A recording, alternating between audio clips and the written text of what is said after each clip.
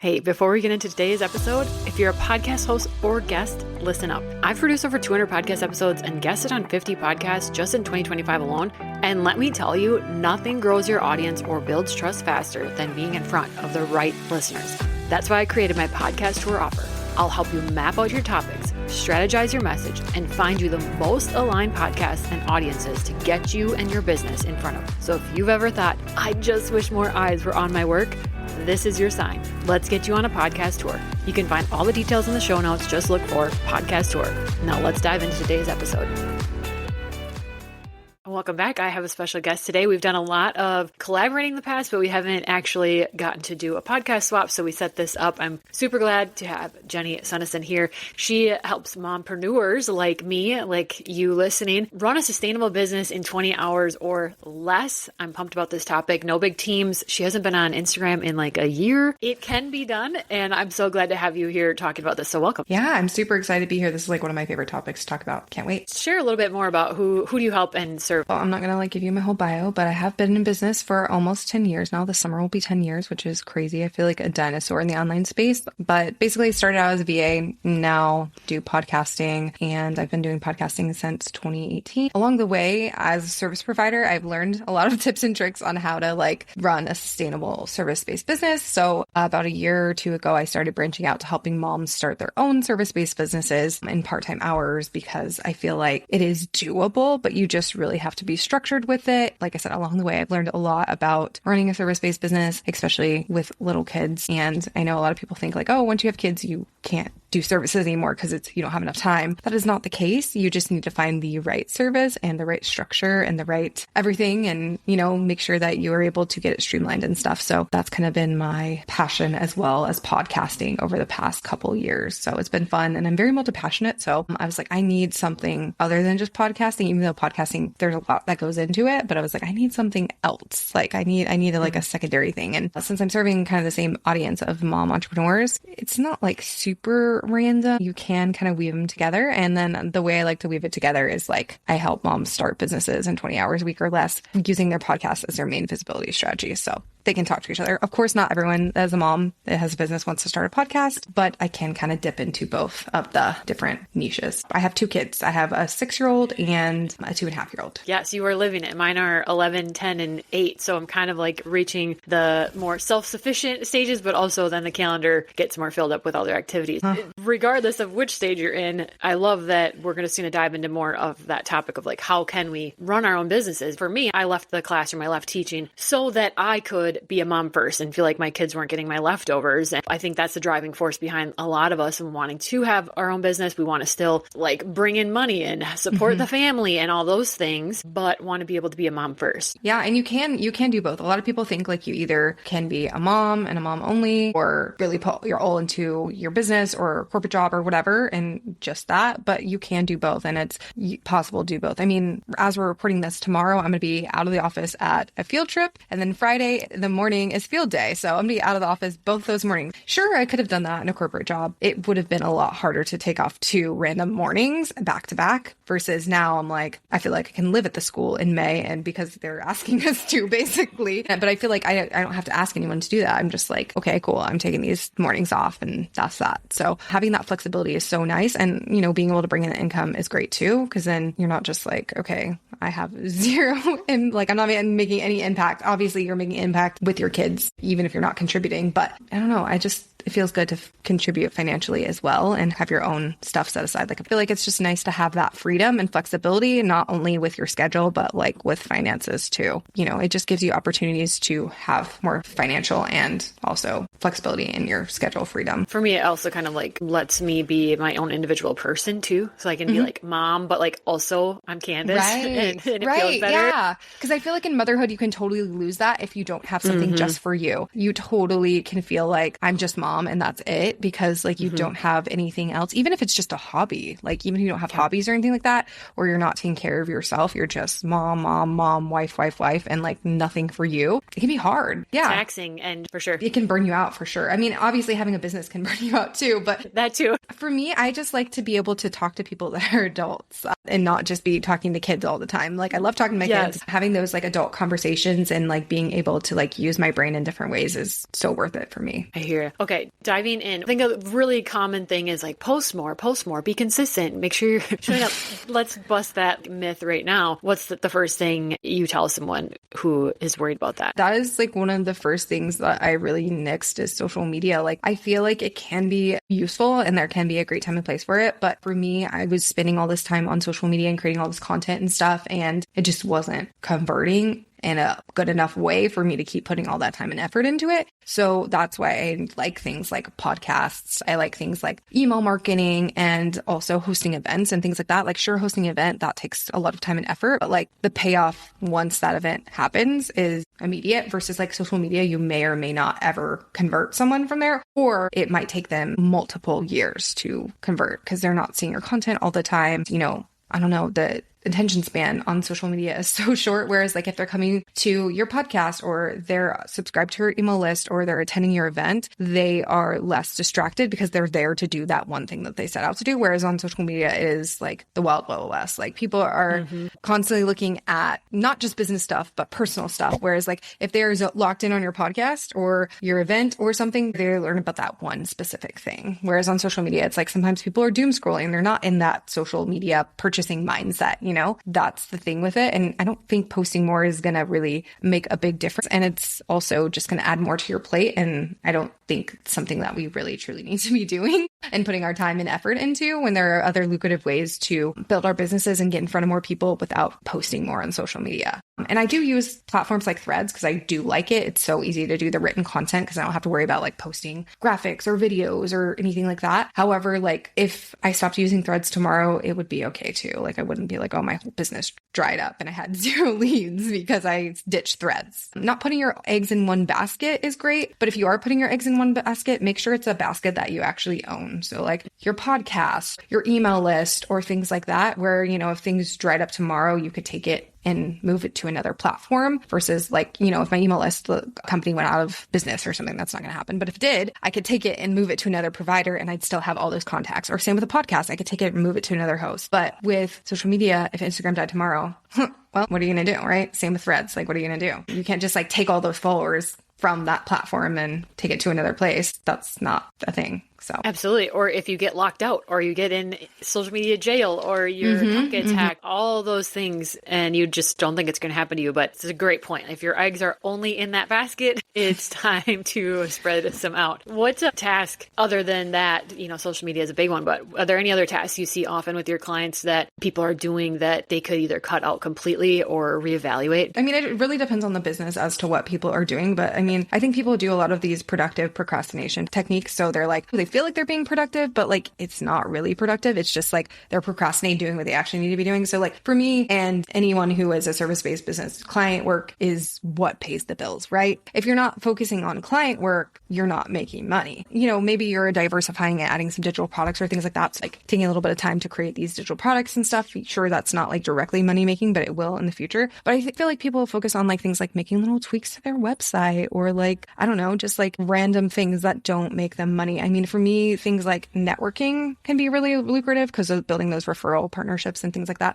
Like in the moment, it may not seem like, oh, I spent an hour like talking to all these people. Like, was that really worth it? But in the end, that can be fruitful. But yeah, little things like tweaking your website or like creating a new freebie. Like, sure, you can do that. Sometimes people use it like, now I have 10 freebies. That's really unnecessary. Just like little things like that, little things they don't need to be doing. And I know I used to like organize my desktop and like organize my inbox. Sure, it's nice to have like a nice inbox like that is not cluttered and overwhelming, but if you have a million other things you need to be doing, that is not what we should be focusing on. But I feel like people just do it because they're like, oh, this will make my brain feel better. And sure, it does, but it also is taking away from like things that we can actually be doing, especially when we have limited time. When we have limited time, really the main things we need to be focusing on are client or anything that brings us in money. If, you know, if you're a service provider, client work, obviously, but if you're like sell products or you're a coach, then coaching your clients or, you know, selling your products and stuff, I would say content Obviously, I feel like in this day and age, you need some form of content, whether like you don't have to be on social media or whatever, but like a podcast, a blog, or a YouTube channel. I feel like that's just necessary in this day and age because people really need that connection piece to you. They're not going to get that if you're not having any form of content where you're showing your face or sharing your voice or whatever. And then I also think networking and anything that's like a selling activity, like you're obviously when you're on a networking call, you're not just like, here, buy my thing, but like it can lead to sales in the future and lead to clients in the future. Those are like the 3 core activities you need to focus on, like content, selling. So it can be anything like email. If you're showing up on social media and selling, that can be a selling activity. Or I would say on social media, being in the DMs and selling there, I think that's more lucrative than just like posting a bunch of content on social media. But yeah, you just got to find like your core 3 activities that work for you and things that you need to be doing and kind of get rid of the rest of the random little things that you're probably doing that you don't need to be doing, like sorting through emails or, creating a bunch of reels and things like that. Yeah, they might make you money eventually, but you're not going to see like a direct ROI from them quickly enough for it to be worth it. A lot of people think, like we talked about earlier, it's either or and it's not and. Like being a mom, you can't then have a lucrative business. How do you build a profitable one in that time restraint, like 15, 20 hours? How do you build that? First thing is, just getting rid of those tasks that we don't need to be doing because that's taking up valuable time. Also, if you do work with clients, obviously you're not going to have, if you have a 20-hour work week, you do not want to spend 20 hours of that week supporting the clients because then you don't have time to work on content or lead generation or any other activities that you need to do. So getting your core client base and getting really good systems so that you can spend less time working with them than, you used to. So for example, I'm in my service-based business, aside from coaching moms and stuff, my main thing is helping people with their podcast. So podcast production, management, and strategy. That is like the bulk of my time aside from coaching that I spend with clients. And I really systematized it so that my process is a lot shorter than it used to be. Like I know I used to spend like probably 5 hours per client episode, like from start to end for a 30-minute episode or less. And now I've reduced that to being like 2 hours per episode, include like beginning to end. So that has been really helpful for me because I got rid of 3 hours per client. And now I feel like I can take on a little bit more clients in terms of, my work week. Whereas before I was like, oh, well, I can only have this amount of clients because 5 hours per week per client is a lot. So reducing that has been really helpful. Figuring out what you can cut. I like to do a time audit. So I like to kind of like sit there for 2 weeks and kind of see, where am I spending my time? And it might surprise you if you're not currently tracking your time and stuff like that. And I know it seems kind of funny, like, oh, I'm going to track everything I do. Obviously, I'm not tracking like when I go to the bathroom or like eat lunch or something, but like anything that is a client activity, I track. Anything that is related to the business, I track. I still, to this day, am tracking my time because I like to see how much time I spend. Like some weeks are a little bit more than 20 if I'm in like an active launch period or have an event that I'm planning that's coming up that I'm working towards. But for the most part, I do stay between that 15 to 20 hours. Figuring out like what task you're doing on a week to week basis. Obviously, some weeks are going to be different than others, but yeah, tracking the time can really help you see like where you're doing things that aren't necessarily like money generating activities. Because I feel like when you do have such limited time, majority of your day needs to be spent doing these money generating activities like client work or coaching or, activities like sales activities like creating new podcast episodes, networking, things like that. So you just need to figure out like where you're spending your time and like what can be cut and what can't. Or what can be automated too. Because I've automated so many more things like with the power of AI and things like that. I've used it to like every day now I have it like triage my inbox. So I use Claude. Every morning it runs and triages my inbox. Here's what you need to respond to. I draft a response and it doesn't send anything for me because I don't want us to do that. I don't even know if it can, to be honest, at this point, but it does draft a response and then I can tweak it if needed, or most of the time it's pretty good as is, but it just tells me like, here's what you need to respond to. Here's what you don't. Whereas before I would open my inbox and be like, oh, this is overwhelming. And then, maybe respond to some stuff, maybe get down a rabbit hole like, oh, someone has this product that I want to look at. Let me look at that. And now I don't even go in my inbox because it tells me what I need to respond to and what I don't. So using the power of automation and AI in helpful ways can be really great for someone who has limited hours. In motherhood, a lot of times things can just happen, sick kids or things you weren't planning on. And so then you can kind of feel like you're behind.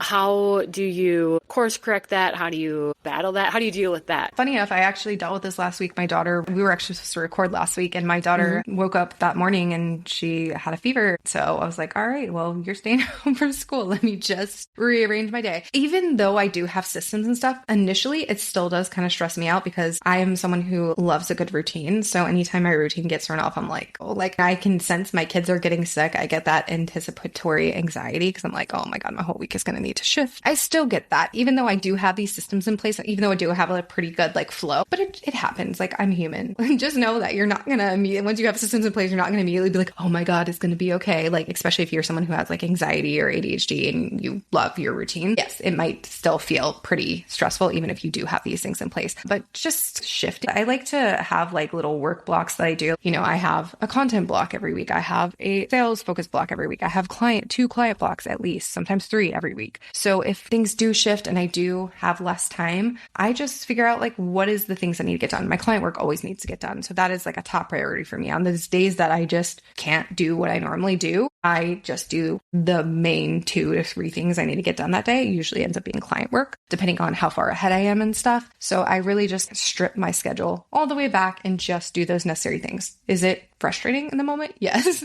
but it is what it is. Right now, as we're recording this, my son is about to be out of school for a week and a half before any summer camp activities start. So I'm going to be kind of having a weird schedule for the next couple of weeks. Even leading up to that, there's all these activities. Like I just mentioned earlier, we have all kinds of things going on in May for that school. And my schedule's already been weird. That's the beauty of having your own business. You're able to kind of go with the flow, figure out what works for you, figure out what actually needs to be done, and then let the rest wait. Like I have kind of a list on my phone as well that I have all my tasks, but then I have like another list like of stuff like if I think of it and it comes up and it's not going to fit this week, I add it to this upcoming list, and then I can pull things like, cool, I finished all my stuff for today. If I'm feeling motivated and want to do some more stuff, I'll pull from like that upcoming need to do list, because it's not tasks that are like urgent that are sitting there. It's just things like I should probably do this, but it doesn't need to happen tomorrow or the next day or even next week. So I'll pull things up from that list to have extra time. But that just kind of helps me keep everything organized in my brain, because otherwise it gets easy for things to slip through the cracks when your schedule kind of shifts and kids are sick or you have a lapse in childcare or everyone's home for the summer or whatever is happening. Yeah, absolutely. To kind of prioritize, I have my 3 kids will be home for summer as well. So those months are looking to be packed with chauffeuring them around. So to different activities. Yeah, I'm feeling that little buzz of anxiety too, of like, oh, you never want to lose your momentum. You've talked a little bit about you have blocks and things. What does it look like for you or for your clients when they're working 20 hours a week and you're actually in practice with this and someone wants to keep their consistent income? And is it better to block 1 or 2 days and hammer out those 20 hours? What have you seen that works best? I think it depends on everyone's individual schedule, because if someone has a 20-hour work week, it might be across Monday through Sunday. Some of those hours might be weekend hours just because that's what works for them. That's not the case for me. My 20-hour work week is confined Monday to Friday, but sometimes it might be in the evening. Most of the time it's during the day, but sometimes I might need to do it during the evening if, kids are sick or I had an appointment or had something at school that I was doing or volunteering at my kid's school or whatever I'm doing. Sometimes it might need to be in the evening. Kind of figuring out like what your average week looks like. Everyone's going to be different. Like I said, some people might have weekend stuff, some people might not, but I like to kind of do like Tuesdays and Thursdays are my client days, like always doing client stuff. Like I might schedule something here and there, but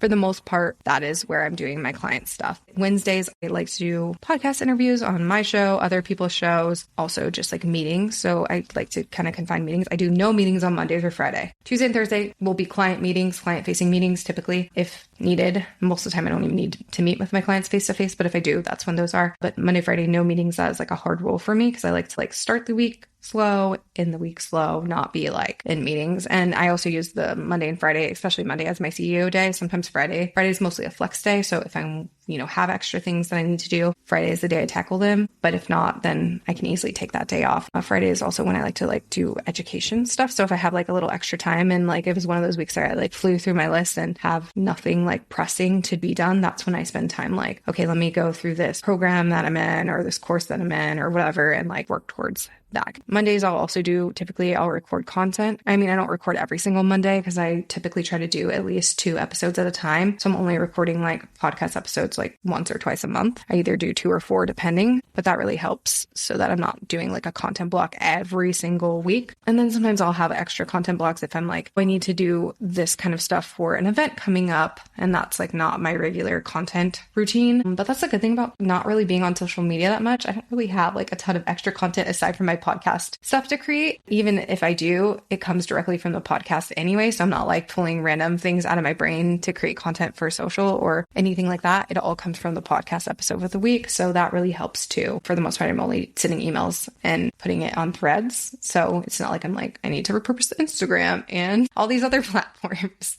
That's my main kind of workflow. I like to keep my Mondays and Fridays protected. That is like my number one goal for myself. Yeah, I don't have them open on my calendar either. Maybe I heard at one of your summits participating in and I listened to something or somewhere, but I switched that immediately. I was like, oh, the permission slip I needed to make the adjustment. It helps you like not dread Mondays either because you don't look at a packed in schedule. You can ease into your week. That's where I use the time to like, because I also use Claude for every Monday. It does like a Monday, like or week debrief. So here's the big task on your list. And it takes a look at my Slack, my ClickUp, and my email and pulls from those like, okay, here are the tasks you have in your ClickUp that you need to get done this week. Like, what do you want to prioritize? Whatever. And then it gives me like a tip, like if you have extra time, you can do XYZ kind of thing. And that's really helpful. So just figuring out like that time, like what are you going to do during that time, that Monday, like that you don't have all these calls. I like to like set aside time to like go over like, okay, this is what's on my plate for this week. Sometimes I do it on Sunday too, because then it makes it even easier to ease into Monday because I'm not getting to my desk like, oh my God, what I need to do. It's like, okay, I already know what I need to do for the week, or at least for Monday and Tuesday. That helps too. Just kind of being prepared and organized. And like also, I know a lot of people say like, if you're working on the weekends and nights, like, you know, you're not having a flexible business or whatever. And I honestly don't think that's the truth. Some seasons we're going to work nights and weekends if we need to. Some seasons we're not. I'm in a season where for the most part, I don't work weekends, but like sometimes nights are going to be something I need to do or sometimes I want to do it. I think it's okay to have seasons where sometimes you're on your laptop at night or weekends and sometimes you're not, especially with summer coming up, things like that. That's probably going to be a lot of people's reality because during the day you want to be spending with your kids, taking them to the pool or whatever you're doing, just running them around to different activities and you still have work to do. You're not just going to clock out for 3 months. Like that's just not realistic. Absolutely. And there's a lot of tools where you can schedule a lot of things, but that's just your content or that stuff that's scheduled. That's why we're kind of batching these episodes right now because I want those to air in the summer and not record when the kids are home. Right. But you're still going to have business. to edit. Yeah. And you're still going to probably have to edit those episodes and things like that. But you can do that when your kids are home. You can't really record when your kids are home. So figuring out like what tasks can be done when kids are home and when they're not is really helpful too. Because like recording, you don't really want to do that when people are home. You can certainly do other things like admin tasks and other little things like that when your kids are home. And those little pockets of time that you do have where they are occupied. And your kids are a little bit older too, so that helps. My son's a little more self-sufficient at 6. He can just chill on his iPad or watch TV for a little bit, whereas my daughter, she's 2.5. The other day when she was home from school because she was sick, I like tried to take up my laptop upstairs for, just a short minute to see if she would let me do anything. And she goes, "No, mommy, leave that downstairs," and like pointed to the kitchen table. Like, put that. She's like, "You're not bringing that up here with us." So I'm like, all right, nap time it is. Yes. Well, you've covered so many great tips. I think there's a lot here that people can run with. To wrap it up, what are 2 or 3 steps that somebody can do today if they're working way more than 20 hours, they're wanting to scale back the work, but not their income? What are some steps that people can take right now? First thing I would do is kind of do that time audit, see where you actually are spending a lot of time. Once you do that, I would say at least a week, if not 2 weeks, because that gives you a more accurate picture because, we're moms. 1 week might be completely different than the next week. So, you want to have 2 weeks to kind of see what is actually more true versus because, you might start on a week that your kids are sick or it's a more crazy busy week for you. So do that 2 week time audit and see where your gaps are, see where you're spending your most time, where you're leaking time, what things you can cut. And then from there, figure out like what you can cut off your list, what you need to be spending more time doing and what you can automate. There's so many things we can automate these days and it makes your life so much easier. Don't be afraid to automate because I know a lot of people are like, well, but people are going to recognize that I'm not the one physically doing it or whatever. But it's like, that's okay. That's okay. We don't need to have our hands in absolutely everything because it's not feasible when we don't have tons of extra time to be in everything. Like going from a 40 to a 20-hour work week, that is a big deal. Like that's full-time to barely part-time hours. You know what I mean? Like a typical part-time job is like 25 hours a week, That's even less than like a true part-time job. So just figuring out what you can cut and what you can automate, what you can delegate even to a person. I always like to start by delegating to a system first. So like using something like AI, or even just like if you probably already have systems that can handle these types of things and you just don't even know about it. So delegating, automating, and just deleting or at least delaying things that you don't need to be doing at this moment. That is like my number one tip. And the second thing I would do is I have a 20-hour workweek blueprint. I would check that out, download that. There's like a kind of like a little mini time audit situation on there and some other stuff to kind of help you get started with optimizing your work week as a busy mom that does not have a ton of extra time. I believe the URL for that is just momsmakemoneycollective.com/blueprint. If it's not, it will be by the time this goes live. Perfect. I'll link that in the show notes. And if you've been locked into this episode, you're definitely going to want to take that next step and download that. And where can people find you? The best place to find me is actually my podcast. It is called the Sustainable CEO Mom Podcast. New episodes go live every single Wednesday. So that is my favorite place to hang out on the internet. And if you're listening to Kenna's podcast, I'm sure you also like podcasts. So go check it out. And that's where you can learn more about me and how I teach and all that stuff. Yeah. Perfect. Thank you so much for this. There's so many actionable things. I'll link everything in the show notes. So you guys head there after this. Thank you. Thank you. Hey, before you go, if you've ever wished podcast guesting or hosting felt a little easier, you're going to love this. I started a free podcast matchmaking community where hosts and guests can actually connect, swap shows, and find aligned conversations without all the cold pitching and chaos. It's totally free, it's super fun, and it's growing every day. So whether you're looking to grow your audience, get in front of the right people, or just finally get your message out there, come join us. You can find the link in the show notes to join the community.